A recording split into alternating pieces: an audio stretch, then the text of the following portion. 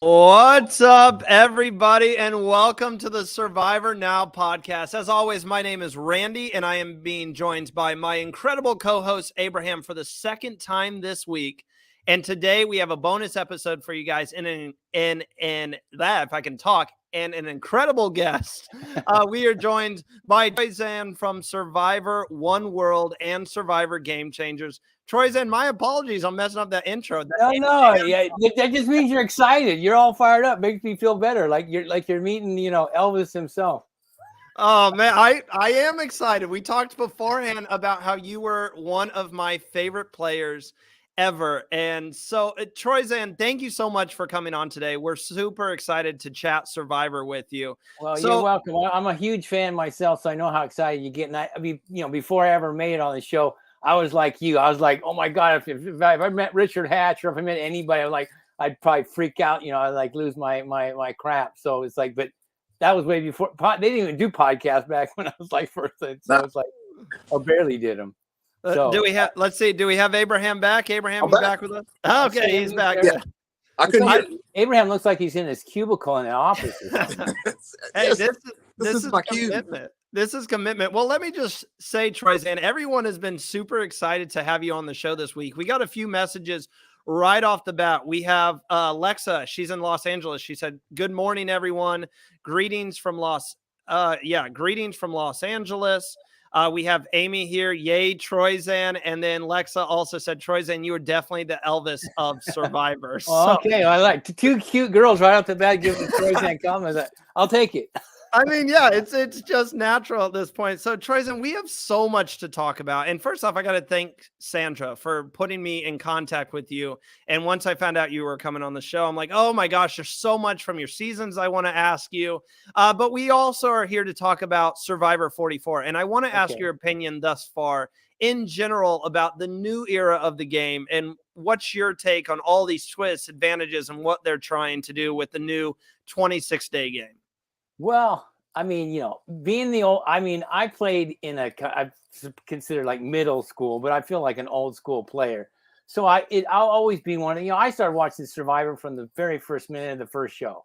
So I always have this old school mentality, and like if something's not broke, what I mean, the 26 days just will always throw me off. I know why they had to do it, and I kind of know why they continue to do it. I would think my guess is like, you're saving a crap load of money.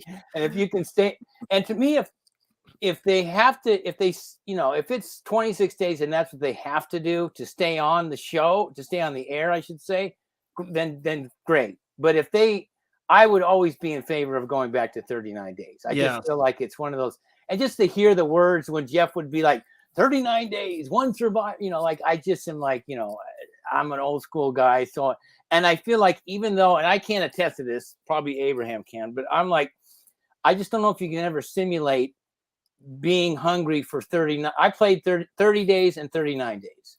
So I felt like on day 30, I was just getting going, and you're still kind of like, I just don't know if they can simulate being tired and only sleeping for 2 hours a night for 39 days. I just, can they do that in 26 days?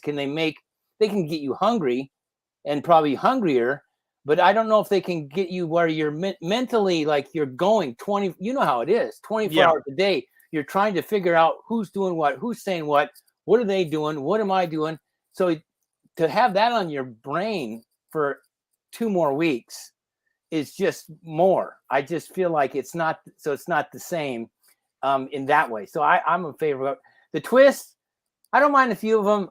I don't know if they need to do all of these different things. I don't like it where they have to remind me on the screen of who's got a fake idol, who's got an idol, who's got an advantage, who's doing this. Because I forgot that Caroline even has a freaking idol now. Like I'm like, oh God, that's right, she does. Because when there's too many things going in a season, I don't want I don't need CBS or to list like what's actually going on. We need spreadsheets for all of this. Right. That's and what we always need. kind of like I mean I've watched the show forever, so I have a pretty good idea to keep track of a little bit. But if I ask my family, like my dad, he'll go, I can't keep track. I don't know what's going on. I can't figure it out. And it to me it's like if you're going to take a chance in losing people because they're too confused, it's like people like basic Survivor. I've always said, listen, you do a season back to the basics, like the first Survivor you ever did. Just do not have any just not even an idol to play. Just if you're a good player, because now I feel like if you're a really good player, whatever that means, in all the aspects, challenges, you're good strategist, you're good at making alliance, you're just good at Survivor in whole, outwit, outplay, outlast. Now it's like you can be fantastic all that, but like you could just get out of luck, just bad luck, and you're out. Like, so to me, like if you're a good player or if you win, it's like 50, 60, 70% luck almost. Like you got lucky that like somebody didn't do something. Like, I mean, you smashed an hourglass at the right time. Yeah, exactly. Like that's just like really like we just played this whole thing, and then you're just going to tell me that it doesn't count. Like, I don't know. And certain things. And that's a great question. How was alliances back in your day? Because we see that alliances do not have the same value as back when you were playing old school Survivor. Well, alliances were a big deal. Like, I just feel like, that was like, honestly, when I hit the beach and I finally was like, oh my God, it took me 11 years to get on the show. I mean, I did a video every two a year. Did you have to send in a VHS tape like Abraham here did? Yes. VHS, bro. Full on, like make the, this before like iPhone. They didn't record it. You had to get a recorder out and record it, stick in VHS and send the VHS in and keep your fingers crossed. You didn't even know what was, it's like, so I made tons of them. I mean, honestly, yeah. From this, I watched the first season. I'm like, oh my God. I even said this in my final tribe, like whatever this is, I need to be a part of. These people are eating rats and scrapping. I see like they're opening video and they're swimming. Like, what is this? Like, so from that point on, I tried, and I was always like, back then, they'd say like 100,000 to 200,000 people would send in videos, right? And then they would cut it down to the semifinalists and go to each major city and see like 20 people in Dallas, 20 in Miami, 20 in New York, 20, like in the major cities. And you'd be a semifinalist. They'd send you a letter. I still have all my letters. I was a semifinalist like 4 times. I was a finalist twice. I was a finalist for Guatemala. So I was going to play in season 11. So I thought, God, if I would have made season 11, I would have been the Boston Rob mate for 4 times. I maybe played 4 times. Oh my gosh. See, that's the insight on this show that we love to get. But I didn't mean to interrupt you there answering Abe's question about like how alliances have changed throughout the years. I mean, now it does feel like you're in an alliance, but it's like you feel like you're not really in one. Like it's like it's in a sense like if we made a 5-person alliance back then, it was like we're smart enough to go even in Game Changers. I made an alliance of 6 at the merge, and we're like, this is good because like, and in my mind, I'm thinking if I'm in the 6th position, even I'll at least get to 6 instead of 12. So anything can change in the 6. So like I could get to 4, like boom, and then you're at 4. 1 win in a challenge, you're in the finals. Like, so in my mind, it's like that was my thinking. Like, especially the second time around, I was thinking, I want to win. I have to win. This is what I've been trying to do forever. It's all I've been thinking about. Win Survivor since the day I started watching it. It's like, but the only way to get there and to win is you have to get to the 39th day. You can't go to day 38 and you're not going to win. If you get to day 38, sorry. You might get a good edit, you might get a whatever, but I want to win. So my mentality was like, get to the 39th day. I agree completely. I was just going to say, I played an online game, Troyzan, where that was my mentality. We had a 6, and much like in Game Changers, when you guys had a 6, and Jeff was asking about that, you mentioned, look, we just play until the final 6, and if you're smart enough to get to the final 6, then you should be good to go from there and battle it out. And that's how I tried playing my season of this online game, where it's like, look, we have a 6 here. Let's not turn on each other. Let's get to the final 6. That guarantees you a final 6.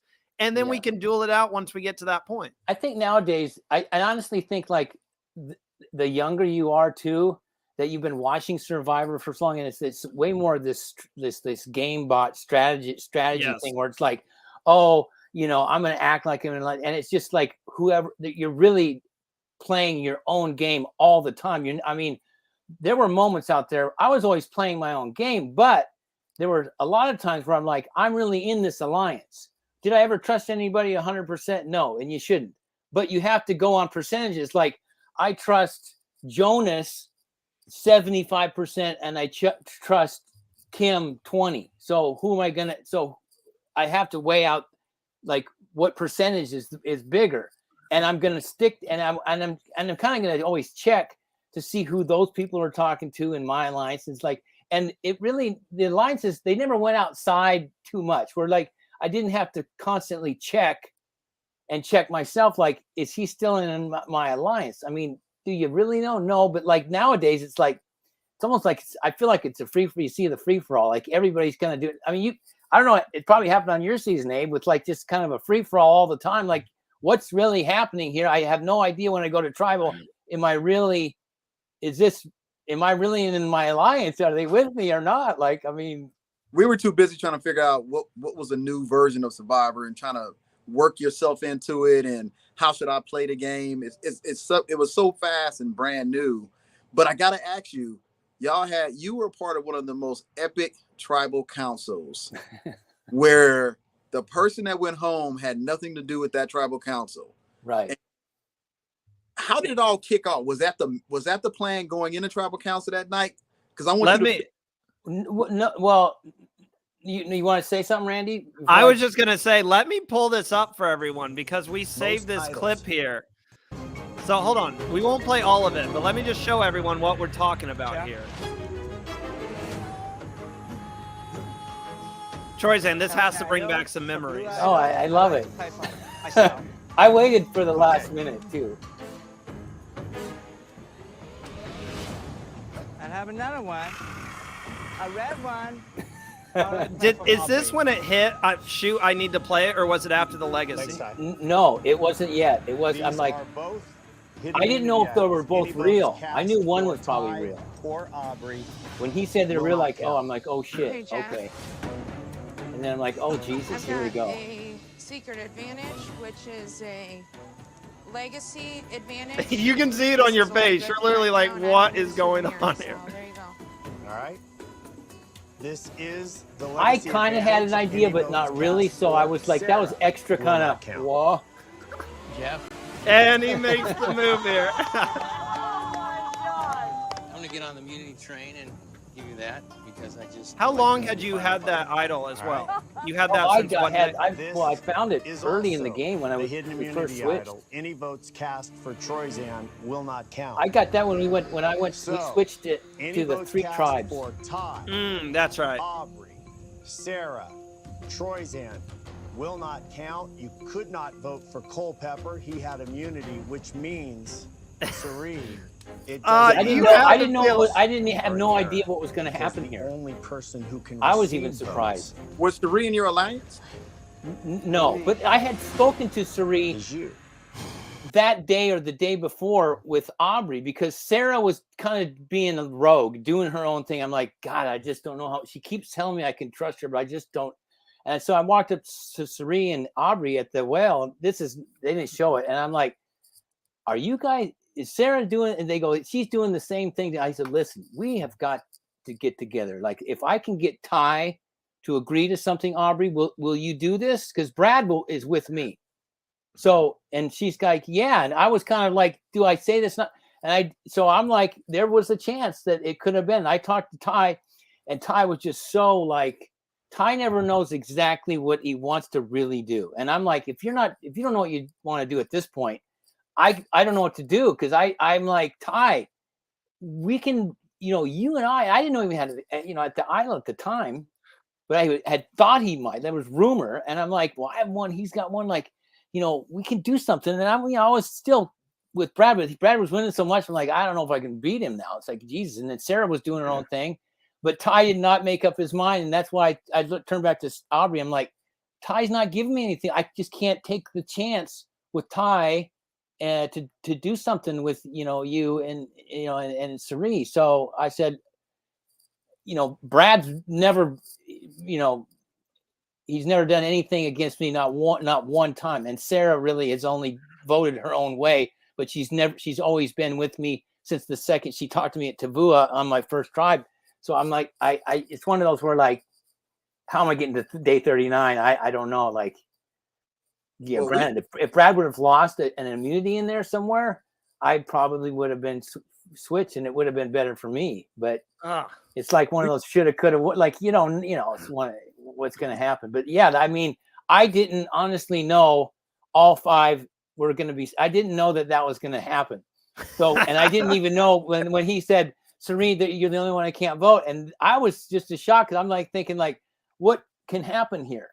So, I was like, because her name, no one voted for her either. That was the tough part. And I purposely played it last. I wanted to get a big reaction from the jury because I wanted that to be like, listen, I'm playing this game, and I wanted it, and it was a big reaction. So I thought, okay, that's positive, because honestly, every time we'd walk into tribal, the jury would flip off Sarah and they'd look at Brad like, you're a fucking asshole. So I'm like going, oh, this is great. If I get to the end, they hate it. They hate those people. Like, maybe this is a season where they, just don't like somebody. They don't care how they play. They just dislike them. They want a person that they actually can say 10 years later, I like that guy. He deserved to win.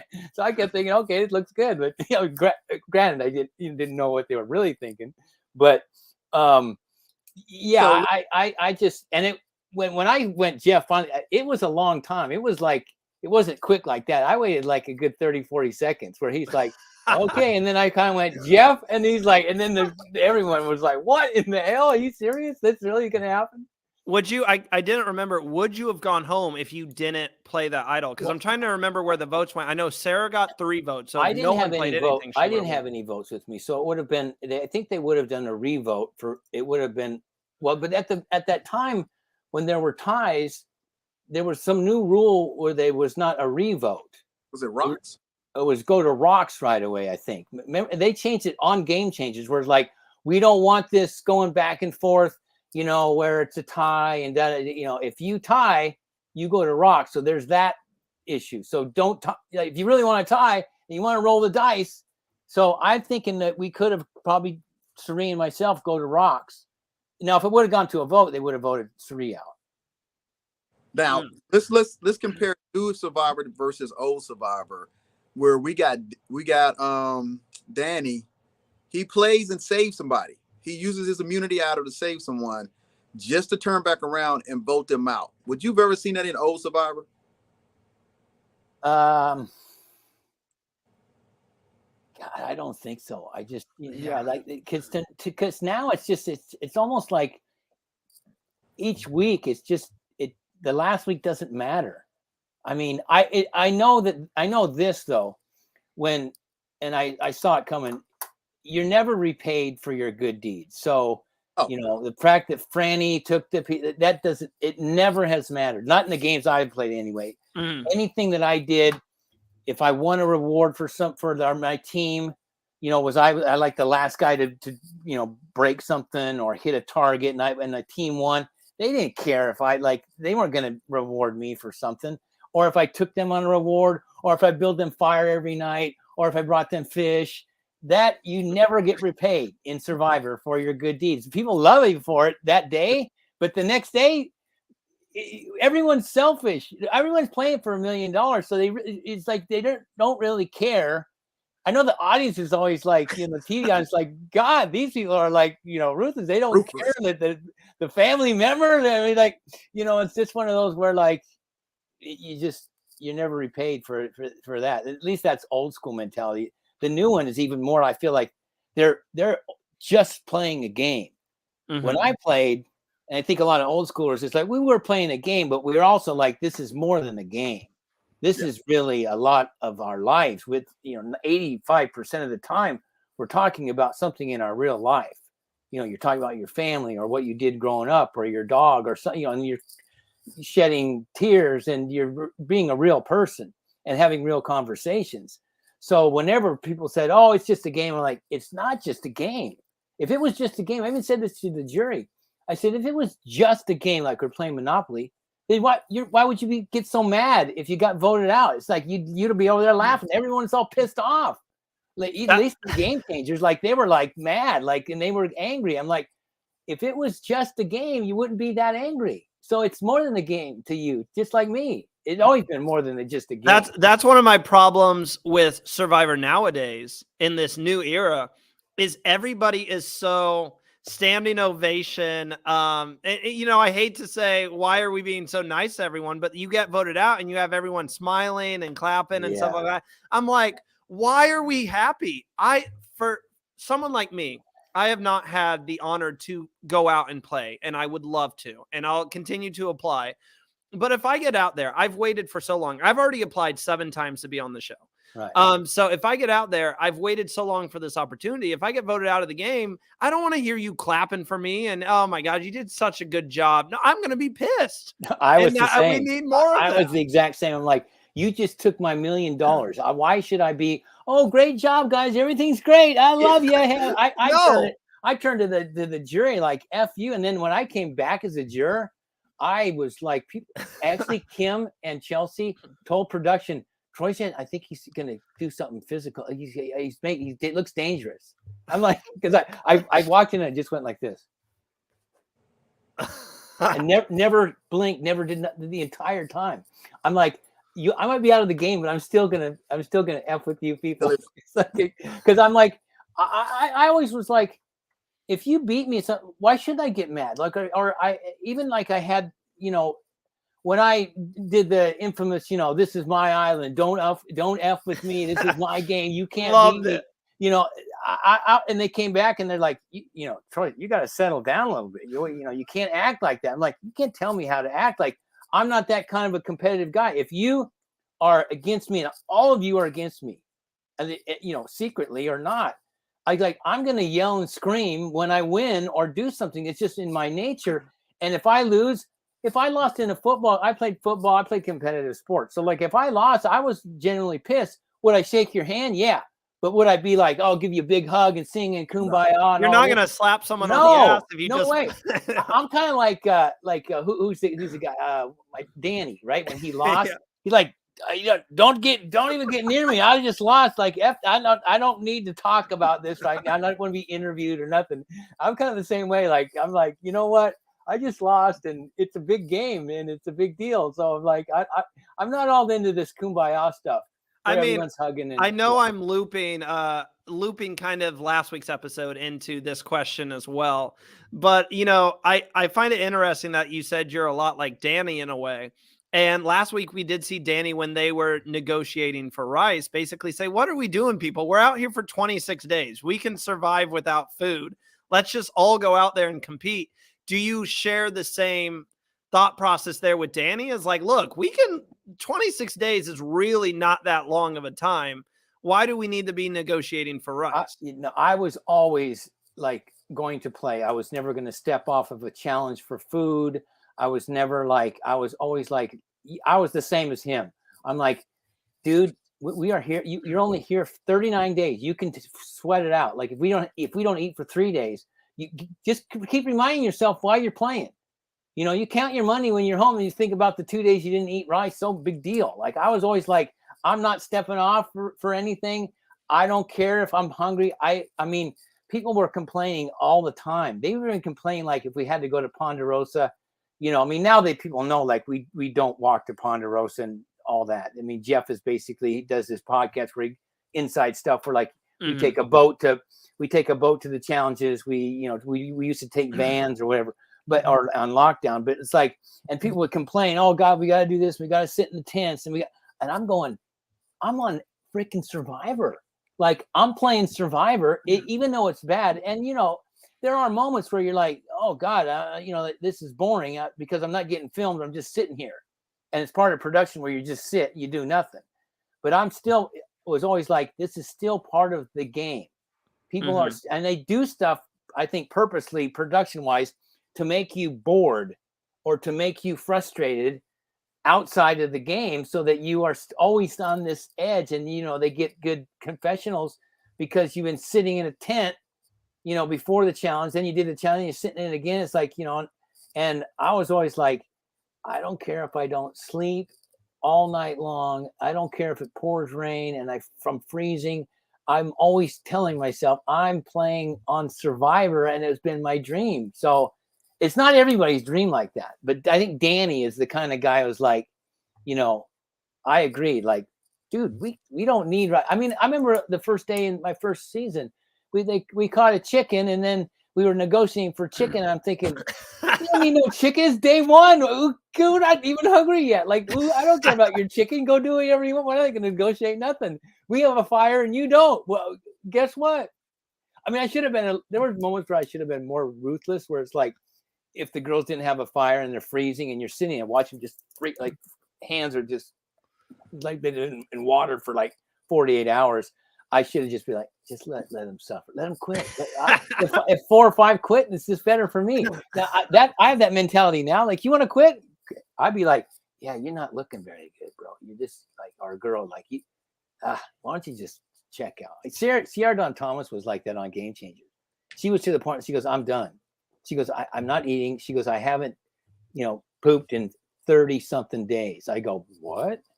And I'm like, yeah, you might want to, I think. And I looked at leave the game. And I'm kind of like, she's checking out. If she's checking out, that's one of our lights. But let her check out. Like, I mean, like, they don't make it. They don't show that.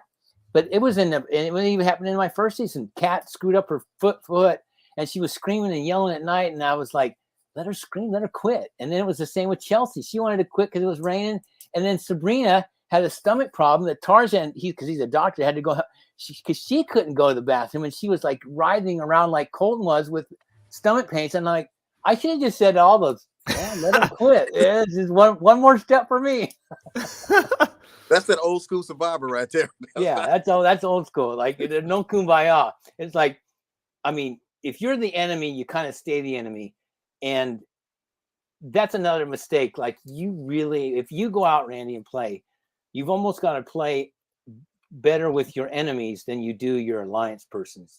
As hard as it is, because in your real life, if you don't like somebody and someone's your enemy, you don't have to talk to them. You don't even have to. So you can be like, wait, hi and bye. Out there, there's a moment where, like, maybe I need this person the most, and I haven't been talking at all to them. It's like, and they're, we've been enemies the whole time. So it's like one of those, like, always keep your enemies at least having a conversation, or at least the idea of like, listen, I know where you're at, and I know and you know where I'm at. We're both kind of like the bottom, but we don't like each other. But guess what? It doesn't matter. We need each other. You want to win this game or not? Like, you tell me how you're going to win. You're not going to win with those 3 or whatever. So it's one of those, like, I have a difficult time if I don't like somebody. I mean, and if I don't ethically like what they're doing, like Colton ethically and Alicia were just pieces of crap. Like, as far as like to the people that they were, I mean, they were doing like this to Christina, the Asian girl. Oh my gosh. Like, and Colton was like, well, you saw Colton when he was with Bill. Like, he's like, do you have any, African American? He said, black people in your life? He goes, well, yeah, of course, the guys that mow our lawn. I was like, I just saw that moment again the other day. I'm like, what kind of, like, and Colton acts like he's not that, but I'm like, but he was in my alliance kind of. So it's like one of those where it's like, oh God, here's a person that I would just not be around ever in my life and have nothing and zero in common. And the way he's talking is just brutal. And I know it's going to come out bad on TV, but he's in my alliance. So it's kind of like you got to play with one of those people that you just don't like. And that's Survivor. Your real life, you just be like, don't need, I'm out. I will say this right here. We did get the building time. Now, we got there pandemic time, so we saw each other. What was the preparation once you arrived that you look at now? He's like, you know what? That was a good part of my game, because nobody sees us when we first gets there. You mean, like, what was your question? When we're doing pregame, right? What was your preparation doing pregame? You mean pregame before Game Changers? Yeah. Because I didn't do a pregame before my first. I was like, I can't. You mean you pregame at your first season? You're basically at Ponderosa, just scoping out what is someone doing and trying to over-listen any conversation. So you have a general idea of what you think a person is, but you don't ever hear a voice or nothing. And so that's it's just bizarre when you first hear their voice. I remember Jay was this big athletic he looked like a football player / model. And I'm thinking, this guy, yeah, he's all. We had a lot of big guys that season. And when first he spoke, he's like, Jay, how you doing? Like, super high voice. I'm like, oh my God, I had no. This guy, what? It was shocking. Like, it was shocking to hear people talk the first time.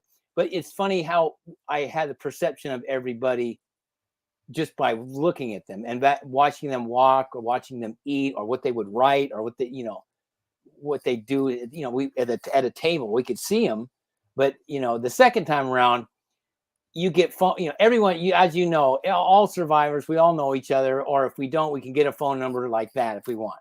So the second you start hearing names and game changers, and I had been called before for second chance. Well, no, for fans versus favorites with Cochran. Oh, yeah. I was called, I came home in September for my first season. They called me in October and said, you want to play again? I'm like, oh my God. I was like, yes, but now? And they're like, no, not until so I was called for that. I didn't make that one, but I had an idea of people would call. Cochran called me out of the blue. And I thought okay, what's he calling me for? But no one really says anything. They don't we're making an alliance right now. And this is what we're going to do. And here's the plan. It's more like, people will call and how you doing? How you doing? I'm just jealous you have Cochran's number. He's my favorite player of all time. That's why I got literally his card back here. So I'm just jealous on that aspect. Yes, but people. So in second chances, it was the same. And then Blood versus Water. I was up with my brother. I was a week out from playing Blood versus Water with my brother. Wow. And but people just start calling you that either you go out to LA and you go through that process again of you got to see the doctor and you've got to go through the interview process and all that. So you see other survivors. And on Game Changers, I saw Tony and I saw Sari and I saw a lot of people. So little by little, I saw Andrea. So little by little, if you've met them, at the charity events, you meet a lot or somewhere, you'll get a phone call. Either you'll call them or I kind of wait around for someone to call me. And if they call how you doing? How are you doing? And you always keep your card close because you're playing the game. I mean, that's to me. I feel like any second chance or all-star or whatever, this is now part of the game. I didn't really totally realize that until I went out and played again. But I'm because they always tell you don't talk to somebody and this is hush hush, and I'm like, how do you can't hush hush survivors. I mean, we're going to talk. I mean, it's what it is. But as far as I was doing, I really wasn't doing any major strategy. It's more like, hey, bro, I like you. I think you're cool. I'll see you. If you're out there, I'll see you. Because you don't know if you're going to be on the same tribe. You don't know what's going to, it's just more talk of who else you think is out there. And then you kind of say oh, Sari, yeah, she could be dangerous. So but you don't say it too much because I don't know if they've talked to Sari. I'm on the phone and I'm I don't know who they've spoken to. I don't know who they're close to. So I'm just saying, hey, I like you. I'm good. Everything's fine. I just making conversation. And the thing is too, what I've learned is you can have 10 conversations with the same person and talk about how close you're going to be. That all changes on the island. Mm-hmm. It all changes with $1 million in stake. You could be the best friends. I mean, I thought it was to the point so close with Brad that I thought he doesn't really even want to win. And there was a point where he's like, you need to give me your idol. Hold on. I love that you have the Survivor music. Abraham does too. And I'm I'm slacking here. Someone's trying to call me and I'm using this light. So, I lost my train of thought. Pepper.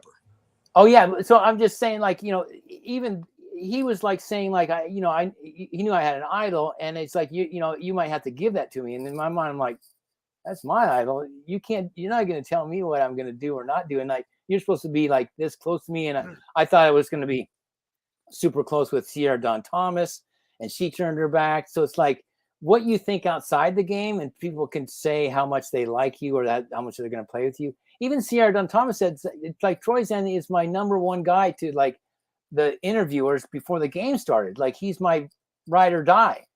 That didn't happen. So what happened? It just things change.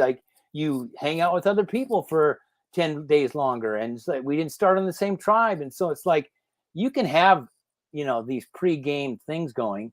It's always good to talk to somebody, because when you first start, if I've spoken to 3 people and they're on my tribe, then I know I'm probably pretty safe for at least the first couple of days. If I've spoken to nobody and I'm not in a good spot. I mean, I had already known Sandra. I had known Varner. I had spoken with, I'm thinking my first tribe. So I knew Sandra, Varner, and one other person. So I'm thinking, I feel fairly good. I know they're not going to vote me out. I'd never spoken to Tony. I'd never spoken to Caleb. I'm like, okay, those, and Sierra Easton. So I was like, at least I feel safe for the first 3 or 4 days. And that's kind of what I did. It's like, am I safe for these 3 days? Am I going to get switched? Do I know anybody on this tribe now? Have I spoken to anybody? Have I met them at an event? My second tribe, I knew Andrea from a charity event. I spoken with Ty, and I knew Sarah, and I'd spoken to Sarah before. So I'm like, okay, I feel okay, but I still, I'm at the bottom, but at least it does it ease your brain a little bit. Yeah. But it's not full. It's not like guaranteed. Oh, we spoke on the phone, we're solid. Well, let me ask you a question. All the epic names you just called out for your different seasons of Survivor, Game Changer, Blood versus Water. Yeah. What do you think about 41, 42, 43, 44? It's another, we always, see, here's the deal. And I feel like the TV audience always connected to a name, for one, whether it was like Survivor China. You just knew it automatically, China, and you kind of connect yourself with the people, Survivor Borneo, first one, whatever, Survivor Gabon. It had a name, and it was a theme, and people connected to that. And it also took, I know they probably were like, well, we've been in Fiji so long, we're running out of names, but I still feel like, come up with a theme. You can come up with a theme. I know you can, because it's like, and people connect to that, just like to connect to the initial theme song with the initial. Yes, we need that. 90. It's 75 seconds of the song, which to me is like, if you watch any television show, the theme song, people know. They sing it. That's what they're connected to, like Friends or Seinfeld or any show. Amazing. They play the music. The song comes up. Ancient Voices, Survivor. Boom. My name and my face. You know who I am every week. You see my face. That's how I connected in the beginning. I'm like, there's Richard Hazard's face. Richard. I'm like, oh, and I know who that person was. And every season I could connect before I even started watching, like, oh, there's Abram's picture, and he's swimming, and there's Abram's name. I know who he is now. I feel like I know him. So if I feel like I know him, I'm going to watch him more, and I'm more in tune with him. I'm more engaged in the show. So I'm like, CBS, Survivor, get your shit together and put the thing back. Bring back the theme song. It's only 70 seconds. Cut out the coming back from tribal and whatever you think that you need to show for 70 seconds, and connect the audience back to the show, which got it going. That's what made me, when I first flipped on the TV in 2000, I heard the theme song and I instantly was like, what? So if it did it to me, like, it's got to be doing it to like other people. I just don't feel like they're losing that much by putting back the theme song. And that's something where it's like, you know how it is, Abram. It's like, it's one of these, like, you finally made it on Survivor. To see your name with the theme song. I mean, I know they do it and they put it online, like you can see it on YouTube. It wasn't. So when we got there on the mats, and you do that you get ready, and they say, "Hey, you're on Survivor." The next thing we were waiting for was, okay, what's the name? What's our name for this season? Yeah. So we had no idea that they weren't going to use names anymore, because we wanted one of the cool names. It was like going to identify our season. So it was. Yeah, I'm 100% in agreement with that. There are little tweaks that they can make now. I know they could have been Survivor 41. We're back. Well, I mean, talking about the theme, I know this might be random that I changed the backdrop, but Troyzan, you were giving us so much like insight to the game, and I love hearing this. So we have a theme. It's one of the shows we do. It's called After the Game, where we have a past Survivor castaway come on and basically recap their time on the show and then what they think about the new era. It's more of like a behind the scenes, let's talk Survivor in general. I just want to say that's why I changed it, because I'm like, this is kind of an After the Game episode. I'm like, this is like all the insight and stuff is just, it's incredible to hear. And I couldn't agree more. I keep saying that my fear for seasons 41 and 44, and if you continue with 45, 46, et cetera, it doesn't matter how great that cast is. It is all going to get looped into one, where 10, 20 years down the line, when you're like, hey, let's look back at these seasons that we loved, you're not going to remember that Carolyn was on season. You know, she's such a big personality. I've said this. I've said that same thing. It's all going to loop together. It's going to be the 40s. Well, for me, it's looped together now. Like 41, 42, 43, 44 are all, I can't separate certain people to the season. I could if it was a name, if it was a theme, and whatever they want to call it. I mean, come on.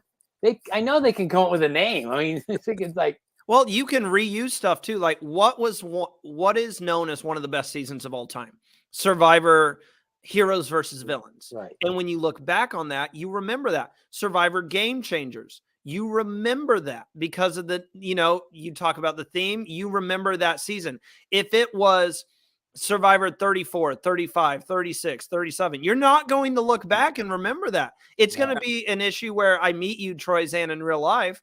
And it's like, oh, shoot, you played Survivor a couple times. What season were you on? Right, because they all loop together. Right. You're right. If I said to you, like, I played on One World, what number season was it? Most people won't know the number. I don't know the number, and I consider myself a Survivor. So I would say this to Jeff himself. I want to have a meeting with him. Like, Jeff, listen, I played. Like, let's get 10 of us in there. Like, we played. We have a general idea. We don't know everything. We don't know how production exactly works. I have to give credit to Survivor. Someone must know what they're doing somewhat, because it's still on the air. So as much as I complain about certain things, some things maybe I don't know how television works, and an audience where they poll people on certain things. We're like, is this going to work? I mean, I listened to Jeff's like new podcast where he's like, well, we try things and we know we screw up. And like, yeah, no shit. Like some of that stuff is like, what was the boogie thing this week? Boogie, full tilt boogie. Full tilt boogie. Yeah. Well, I know what that is, because I'm basically Jeff's age. So like, that's well, Troyzan, when you were in the 70s, when you were on the show, did you ever experience full tilt boogie? No, we never had full. No, but we did say. I mean, Jeff is funny because like Jeff's a lot more harsh at Tribal than people realize.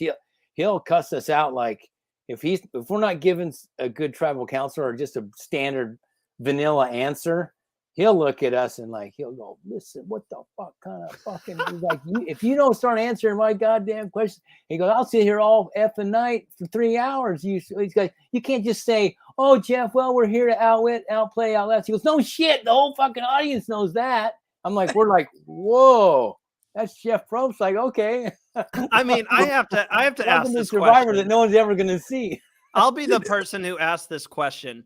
Do we believe that Jeff, and you've mentioned how you've listened to his podcast, do we believe that Jeff is connected to the fans at all? Because I mean, like he has said on his podcast, look, we hear you, we're listening to you, we're just trying stuff out. But I've got fans here in the chat. The theme song gets audience hyped. Agreed. The theme song, season themes, etc., need to come back, and stuff like that. We've got literally fans screaming for this stuff to come back. Not only that, you can look at stuff like the auction. Please bring the auction back. Right.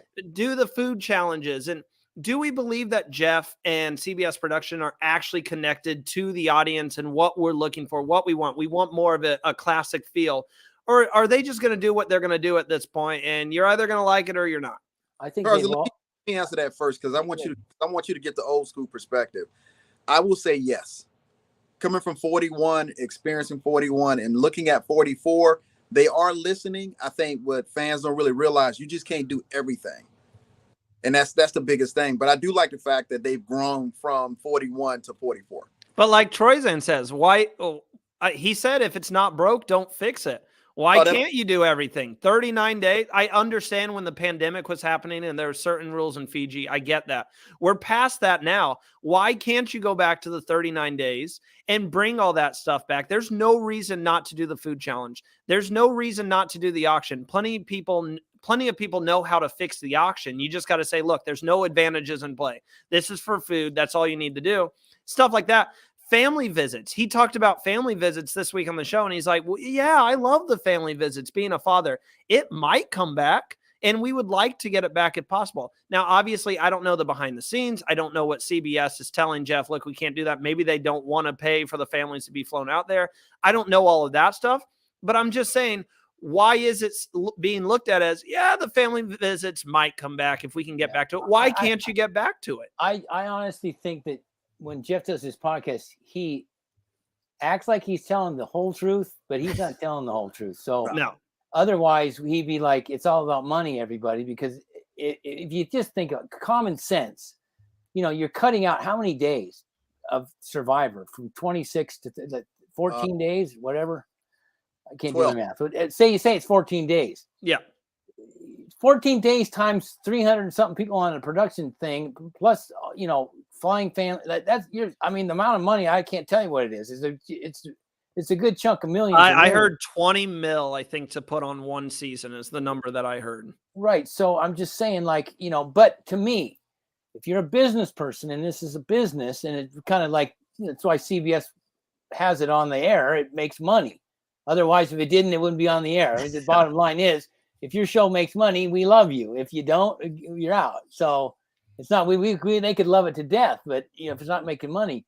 So it's one of those where it's like, you have to spend money to be popular though. So spend the money again to put your show, to keep it up here, or maybe even make it better than it was. It's like, if I'm in a bit, like if I'm in the NFL, if I'm the commissioner, I'm going to do things. I'm going to say, we need to spend the money. It's going to cost us a lot to advertise, and it's going to cost us a lot to be on air for the entire draft and do all this stuff. It's like we're spending a crap load of money, but they're making the money. But so if you don't spend the money, Survivor, and you're just being to be cheap and go 26 days, and you're going to do these and try to do these little goofy changes, that ain't going to work. Eventually you're going to break it. I mean, it's like, you don't need to do that. You can spend the money and you'll get your money back. Like, you're not going to lose your money. It's like, I just feel like, people know, let's circle back. What about the reunion show? How was that to your seasons, that reunion show? The reunion shows, that was like a big deal. It was like huge looking forward. We were all like, because, you played and then you waited all this time and you watched it. So you watched stuff that you didn't know was happening, for one. So you could go back like, I didn't know you really hated me, or I didn't know you said that about me. But it's like a big deal, because I feel like it took us a lot to get on Survivor, at least me. It was 11 years of trying and casting out, tape after tape, and just watching every year someone take my spot. And I finally made it. I'm like, I deserve to have people look at me and the reunion and my family, and they're proud of me. My whole family sitting in the audience.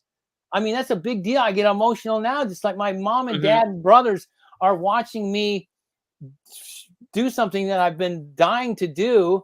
And the reunion show is it's a big deal, and it's live audience, and you're like, oh my God, everyone walks up to you and they love you, and you're like, this is great.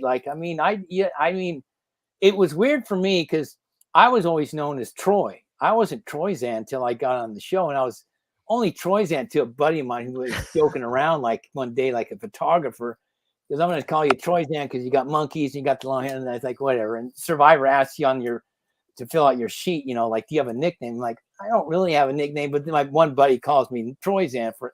Anyway, long story short, Jeff started calling me that because Tarzan was calling me that. So when I hear like fans run up to me, we had ours was in New York that year, the first year, the live reunion. So I'm on the streets of New York, and you just hear, it's Troyzan, oh my God, Troyzan. I'm like, whoa, this is crazy. Like, I just like, it's just weird to hear people like and it's weird, but it's also awesome to think like, you think they really know me, like they know me like they know me, like they think I'm Brad Pitt or something. It's bizarre. And I was like, this is weird to hear my name, Troyzan, like someone knows me that I've never met in my life, that just, and so the whole studio audience is kind of like, you feel that, like, they're looking at you and like how you played, and they're watching the shit. Like the live reunion is great. And plus it's like a chance to just hang out with everybody in the green room and watch it, and then go out live. And then it's exciting. It's live. It's a big deal to me. It's like, You know what I mean, I need to ask Omar, can we do a group picture of doing hearts for all the Survivor players over all the season, just one big group picture? Oh yeah, I think he used to do that. Like they used to do a group picture by the pool. I will say, being someone who does still want to go on the show, and one of the tough things we've been told by fans, yeah, I used to apply, but now I don't know. I mean, we just were joined by Sean Ross on Survivor Social yesterday, who runs the Drop Your Buffs podcast. And they asked him, do you apply to the show? And he's like, I used to, I just don't really anymore, because he doesn't like what the show is now. He's like, a lot of the stuff that made him want to apply and want to go out there, there's certain aspects you can't check off your bucket list. If I was to go out there next season, participate in the auction in my bucket list. I can't do that.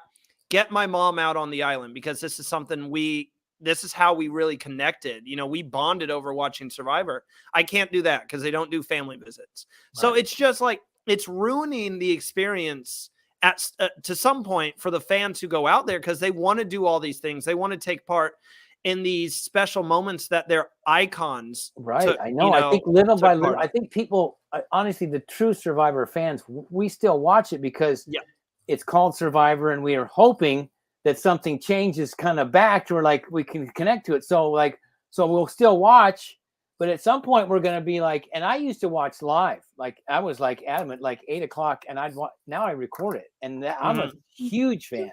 So Jeff Probst and CBS, the fact that I'm recording your show, because I don't really think I'm still excited, but it's changed so much that it's like, it's not really Survivor. It's not even, it's not even like we're watching people survive anymore, which is the name of the show.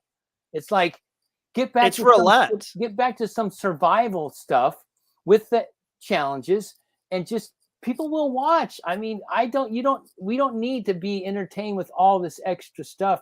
I don't like the one where they go to the top of the hill and they have to spin some. That's dumb. Get that out. They said, well, that doesn't get anybody going at all. It's like, I mean, I just am like, there's so many things that are just, I do have to give them credit. They're showing a little bit more camp life and what happens around the camp, which to me was always a big focus. Like that was the survival part. Even if someone's burning their finger in the fire, that's what we, how it is. And we're around that camp.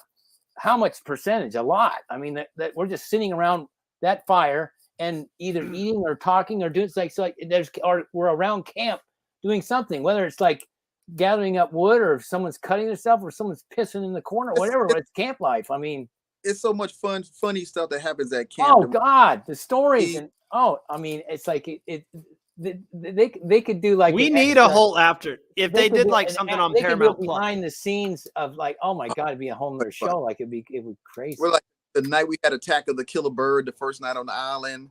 I mean, we had the Netflix corner that I had built. How do you get into a coconut for the first time with a rusty knife? I mean, there's thousands of hours of good stuff where and then you're also like, you come home and you're like, I know they'll show this. They have to show this. I mean, it gets cut, and you're like, especially Game Changer was tough because it's all returners, so they have to show kind of everybody. Where like in a normal season, if you don't play that well, if you were like just Tony the first time around, he wouldn't even be shown. He'd just be like, he's just crazy, and he got voted out, and he's done. But because he's Tony, they have to show a lot of Tony in the first 2-3 episodes, and they don't show anything else. But like there was a scene towards the end of the season with me and Ty, and I said, Ty, when we were starving, I said, and we would always try to look for eels because eel was good, had a lot of meat in it. I said, I know where this eel is, When the tide goes out, like, go out with me and we catch. He goes, yeah, we gotta catch it. He's an animal guy, right? So he's like, I don't know if he wants to really catch it. So he goes, no, I know what I do. I said, yeah, I know what it is. So we go out and tide's out and he sticks his hand down and he goes, oh yeah, it's done. Starts biting him, right? He goes, oh, it got me. I was like, Tide, get your hand out. He pulls his hand out. There's just blood all over his hand, bite marks. And I'm like, Jesus. And he goes, oh, we gotta get this. We're hungry. And so we're out like 25 minutes, 30 minutes. He's trying to pull it out slick. And I'm like standing there with the rock. He goes, when I pull it out this time, you're going to kick it with a rock. And I go, yeah, let's do it. He goes, I'm going to let it bite me. Like pull it out like on my finger. So he pulls it out. It's on his finger. He puts it on the rock. And I just start pounding like this eel, right? And the guy's like, kill it. It turns into like a madman. Like sweet Thai turns into like Viet Cong. Like, right. Kill it, guy. Kill it, guy. And I'm like, oh my God. And so I'm killing it. Then the eel's dead, right? They can't show all that on TV, but it's like, but he starts crying. He's like, oh my God, I'm so sorry. He starts apologizing to the eel. He's, I'm sorry, so sorry. I'm like, Ty, it's okay. It's, it's food. Let's just thank it. It's going to come back. You're a Buddhist. It's going to come back. Everything's fine. And we're hugging and kissing. There's blood all over me. There's blood on him. He kisses me on the cheek. I think total chaotic scene, and then the camera guy filmed us walking back to the camp, like big long shot. There's the eel hanging down, there's blood dripping off of us, and their hands are around us. We're like, that's got to get shown. I mean, and they never showed that. No, not even a set of it. And then we cut a chicken trap, and then we did the same thing where he's like, here, chicken. He's calling it, here, chicken. I go, Ty, we're going to catch this thing because no one thinks we can. And I set it up like, it's like a cartoon where you put the box and you put a stick underneath it, like the typical with a long rope. And I go, those guys that went off to the reward, they said, good luck catching that chicken because there's no way you're going to do it. Like, we're going to catch the damn chicken. And we did. And then, that was another scene. I tripped over shit and stuff flying. And Ty, put this hammer down on the chicken and then he grabbed it and like it was crazy. Like those scenes to me, like all camp life, or around camp, those are some of the funner scenes. I don't even know why they just don't take them and stick them online somewhere. And people would tune in if you made that an extra show on Paramount Plus where it's like Survivor after I don't know what you would call after hours or after the edit or something like something. You could make that a 2-hour show. I think more people would. I think honestly, what would happen? More people would watch that than the show. Oh, probably. But the thing is, too, like you would have more connection to the characters. I remember some of the eliminations that would occur. They would break my heart. I'd be like, oh no, this person. They were fighting so much, and I know everyone was. But nowadays, with the new era, I feel like a lot of times you get people who get eliminated, like Kane for me, when Kane got eliminated. I'm sure Kane's a great guy. I just didn't know much about Kane other than he's a nerd. And so that elimination didn't really hit me hard. I was just like, all right, we lost Kane. And that was pretty much it. Yeah. Some of the stuff. And honestly, I don't mind the, Olympic moments that they go back in time. Whatever. That's okay. But we all had that. We all have our, moments that whatever. I just feel like they never showed that in the old school days, and they really didn't have to. So it's like, and that takes up a chunk of time. You don't need the Olympic moments. We'll find out later that you were an orphan or that you went to prison or that you had a hard life. We all had hard things in our life or done, whatever. But I feel like even though they're good, and some people love it, I'm just not a big fan of it. If something can get replaced, like the theme song, if you could cut out someone's Olympic moment and put in the theme, I'll take the theme song over that. I'll find out later that the guy, when he's telling the story in camp, that he was in prison or that he was an orphan or that he has a certain disease or, something like we all have that, but we never got our Olympic moments and they didn't need it for the show to be successful. So, and that's just me. I just old school. And I'm like, that's. No, I think I was going to say we were talking. I was just going to say I think we're all old school fans here. Well, I hope I know Jeff would probably be up for, like, if I said, listen, Jeff, there's 10 of us that we've played before. We're all coming in, and we want to have a sit down, just to sit down, because I know that you guys sit around and talk about and you work out ideas. Does this work? That we just want to tell you where we're at and what we think. Because obviously we're not here because we dislike that. We're here because we love the show and love being on it. We do this podcast because we love the show, not because we dislike it. We just want it to always be the best, and we have an idea that could get it back to that being. It's still good. I just would rather it be like, oh my God, Survivor what it was. It's the greatest. Like when I got on there and they said, here's our name to our show, so I could get it on my shirt, so I could always have it. The best I can do now is drop the 4, keep the 1. That's all we got. Well, at least you got that, because 42's got like 42.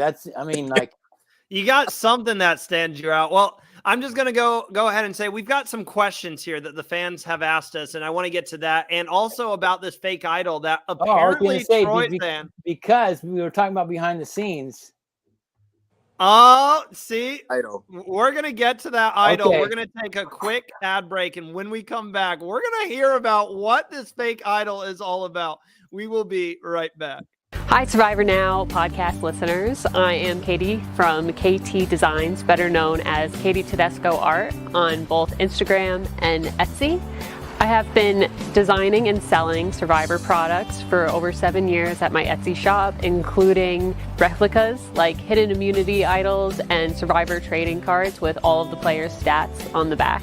I am so grateful for Survivor Now for giving me this shout out and helping me reach even more super fans. I love listening to their podcast.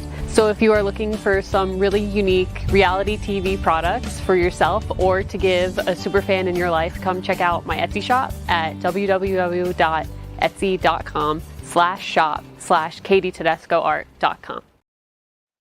We have voted. I want a trading card, Katie Tedesco. Come on. Oh, hey, I'm going to reach out to her. She might send you. She has your trading cards. I haven't got yours yet. I've actually bought some stuff on Etsy that's like Survivor puzzles and stuff. And I actually had a guy who made it like send me a few, and I sent one to Brad that one that he won. So like, yeah, I mean, I'm into that stuff. I mean, look. No, yeah. See that? Get your card. That's my torch right there. My original torch right there. With a What? Yeah, here. You want me to Did get you it? have to win an auction for that torch, or did you just get it? No, I had to buy it. That's another story in itself. You want to see it up close? I would love to. The Survivor fan in me is yes. Hold on.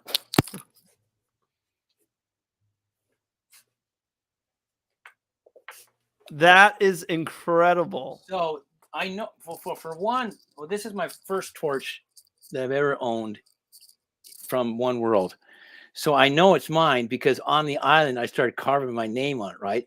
Then production like, Troyzan, you can't carve your name on the torches because, as we go to tribal, we just grab a torch and go. So like one time it's one torch, but I like this torch. The designs were different. Plus it had it's got this like cool, like freaking like heads and shit. Like, look at this, like got skulls on it. It's like, oh my God. So I was like, I want the torch. And then I bought it on eBay and I can't really get up. Like Jeff signed it right there. Oh my gosh. That is, as someone who respects memorabilia, that is incredible. And this is my hidden immunity idol from One World. It's cool, right? It's like a Samoan hook or whatever. That is, oh my gosh. So sometimes I break, I do cameos, right? So sometimes if someone has like some special birthday or whatever, I'll break out the old torch and be like, Hey, we'll go ahead and say book Troyzan on Cameo, guys. Yeah, if you book me through, and if you say that you saw me on this podcast, I'll actually light the torch. How about that? Hey, that is some endorsement right there. Well, Troyzan, we just had Sandra on the show, and she brought up this fake idol that wasn't shown, I don't believe, if I remember correctly, that she made, because we were talking about the fake idols. There were so many of them on season 44. And she's like, they don't even look like fake idols. If you want to see a fake idol, look at the one that I made. So I'm going to show you guys a quick picture, but you don't even need the picture because Troyzan has brought it with him. Check it. Well, the other day, so I was talking to Sandra and she goes, I was talking about the fake idol. And she goes, you still got it? I go, of course I'm never going to get rid of it. But I didn't know where I put it because I've taken a bunch of stuff from the show, like machetes, bowls. like the knife, I carved my name and like notched like day 1, day 2, a bunch of stuff you're really not supposed to take. I mean, I got tons of tree mail. You should take it. I think, but yeah. production tells you like, hey, what's in your bag? Like, really? Oh, nothing there, nothing to be worried about. So Sandra, on day, I don't know, maybe 3 or 4, it's like, Mana tribe in the beginning, she comes walking out of the jungle and she's got her shirt, but her bra is like kind of low. And so you can see like, it's like, you see it looks all chunky like that. And Caleb looks over, he goes, I think she's got something in her bra. He goes, what is going on there? I go, what? And I look and I go, I start laughing because I'm like, Sandra, if that's an idol, you got to be better than that. You can't just stick it in your bra because it's sticking out, making all kinds of. That's where they hide everything, Troyzan. You know that. Well, I'm just like, you got to be better than that because, like, we're gonna see like it didn't look right.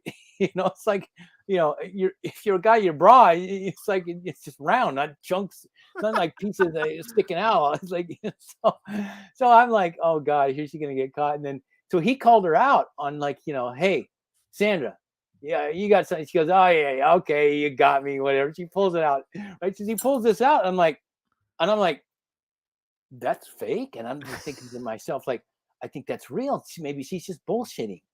So she pulled me aside. She goes, no, it's fake. I go, oh, that's really freaking good. Like, I mean, how'd you make that? She goes, oh, I stole chunks off, like there was pieces off of like our torches. And so like on night 1 or night 2, she basically went and took everything off all the torches and just put together this idol, right? But at the time, the idol you could wear it, right? This didn't fit over my head. So I'm thinking like, can I make it longer? But we don't have any material out there. And I'm thinking like, can I extend this? And so when we were switching tribes or getting ready to switch, she goes, I think we're going to switch. She goes, I don't want this fake idol. I don't want to be responsible. I don't want anybody to think I have it. I don't want to target. And no one was saying anything. I'm like, I look at her and say, I'll take it. And I just said, I'll take it like a souvenir. But in my mind, I'm like, I'm using it. Like, I'm taking this. Why? It's an advantage because it looks so good. So I have this. And then like 2 or 3 days later, we switched tribes. I found an idol at the challenge where I, read a note in the bottle, and then we went in. It's one of those where at the challenge you have to get the idol itself. So now I have this idol, a real idol, and you can't keep them on you. So I'm constantly, daily, stuffing 2 idols in my shorts, not in my pockets, in the shorts where no one can see them. Is that where you have to keep your idols now? Is in your shorts? Like, obviously, you don't want to put them in your bag. You don't want to put them in your bag because that's rule number 1. People are going to go through your bags or whatever. You don't want to put them in your shorts because you don't want your pockets to look big, and there's no place else that you can put them. So you put them right in the front of your shorts, and it looks normal, whatever. So at least looks normal for me. So I'm like. But you can't wear them all day long and or go to challenges and have idols in your crotch, especially this one. And then my other one was fairly big, but my real idol looked crappier than this one. But so every day you've got to take the idols from your shorts, go out in the jungle, find an area, dig a hole, put it, and stuff it in there. And then when you go to a challenge, because you never know if you're going to go to a challenge and write to tribal or something, you got to take them both.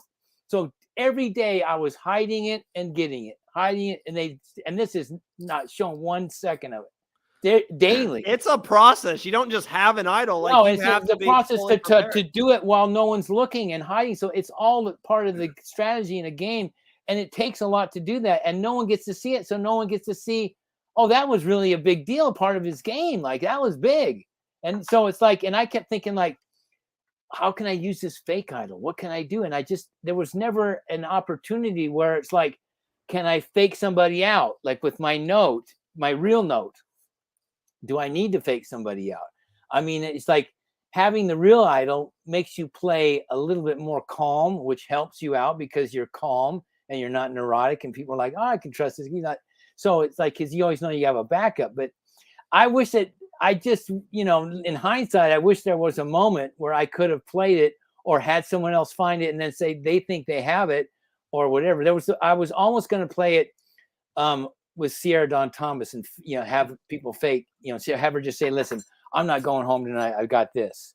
But then I'm like, it's always like a risk when you are going to do something. Is it going to be a target on you the next time? Like if you play an idol, then you're targeted bigger. Or if you give a fake idol, or if you show a fake idol, or then it's like, he's dangerous. We got to be careful. Da, da, da. But after it's all said and done, I would have played this fake idol somehow, some way, even if I would have had to give it to Sari at that tribal, whatever. Like here, you should have. That would have Jeff. I'm playing this for Sari. Right. I'm playing this for Sari, and then just do the. Although it would have hurt your game even more, because then the jury would have looked at it like he's a jerk. Yeah, what a jerk! And the audience, the TV guys would have hated my guts. Like he's making Sari look like a real fool. So I mean, I guess I could. I don't know who I could have done it to. Really wasn't a villain that year. So it's like, I just I think at some moment, if it would have come down to it, like if Brad would have gotten in trouble, I might have played, or I don't know. Like there was moments where I thought I could play the fake idol, or at least pull it out, and be like, I'm not going nowhere. But I really never had my name written down. So it's one of those like where one time time all season. So in a way, like I mean, me pulling this out would have been just a target. So look at Jamie now. She has a fake idol, and she's telling everyone the truth at Left with Kane, and no one believes her 1 second. Well, the thing is, like, I'm like, that's a dumb move to me. Like, what do you have to do, like, to get people to like? She's telling the truth.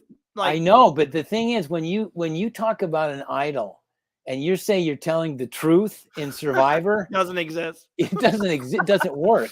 You can't say to someone, "Trust me, bro." When you hear the words, "Trust me, man, this is what we're doing." The words "trust me" mean don't trust me. And so her saying like this is fake, or this is, no one believes it. I wouldn't believe it either. Honestly, It's like you can't. I don't think she's a little too. She's a little too goofy. I know she thinks she's doing the right thing, but I think in hindsight she's going to go, "Oh man, Survivor," and the way people Survivor think. You can't use this word like trust me or come clean all of a sudden. Say, for example, I said that, say I was a doctor, but I said I was a garbage man the whole time. Then all of a sudden on day 30, I go, you guys, I'm a doctor. I just thought, they're like, first of all, they're like, I don't know if they would believe it. Second, they're like, well, why would he lie? Now we know he's a liar. Well, we all know we're lying until you basically say, I really am a liar.